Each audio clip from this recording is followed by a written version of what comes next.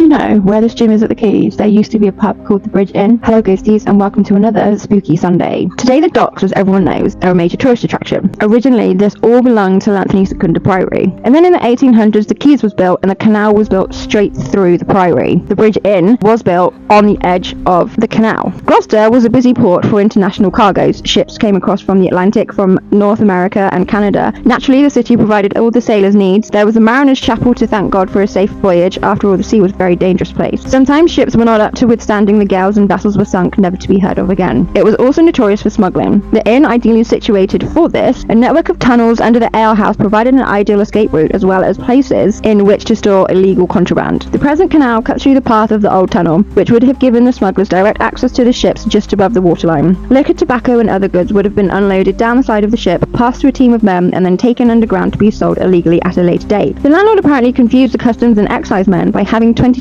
different doors of the inn, most of them locked. When the inn was raided, the landlord was able to cause confusion in an elaborate and lengthy charade. Doors were locked and unlocked, giving warning time for the smugglers and enabling them to escape. Sometimes, however, the landlord was outsmarted. The excise men were no fools. As is the case when the crime and drink go together, tempers flared and betrayals were made. At least 2 murders were said to have taken place there and disturbances were common. In 1974, there was a strange report in the Citizen, very different from previous reported occurrences. A team of archaeologists working nearby at the inn, which was now closed, were using the building as its base and were sleeping there. Their slumber was rudely interrupted one night when they heard bangings, crashes and the slamming of doors. Mystified and frightened, they sent for the police, who gave the place a thorough search, but found nothing. The conclusion was the place must be haunted. Later, the building became a tool hire firm. The manager at that time was in no doubt that something unexplained was taking place. He said that members of the staff had strange stories to tell, even though they knew nothing of the history of the place. The manager and his colleague told of one morning when they arrived for work at 7:30 a.m. Standing together, they unlocked the front door, only to be startled by the sight of a strange man standing in the doorway. He was perfectly still. Quite without warning, he then disappeared. He was just no longer there. The 2 men rushed forward in case he was an intruder, but the place was deserted. It was then they realized that they had seen a ghost. On another occasion, 2 colleagues were working late. They were the only ones in the workroom. Suddenly, they both became aware of a man peering at them, seemingly interested in the work they were doing. Then he disappeared as quickly as he had arrived. There were also various reports of bangs, crashes, and doors being opened on their own. Perhaps the smugglers are still around, and perhaps when you go to the gym next time, you might wonder how much of the pirates are watching you now. If you've experienced anything, let me know. Okay, bye ghosties!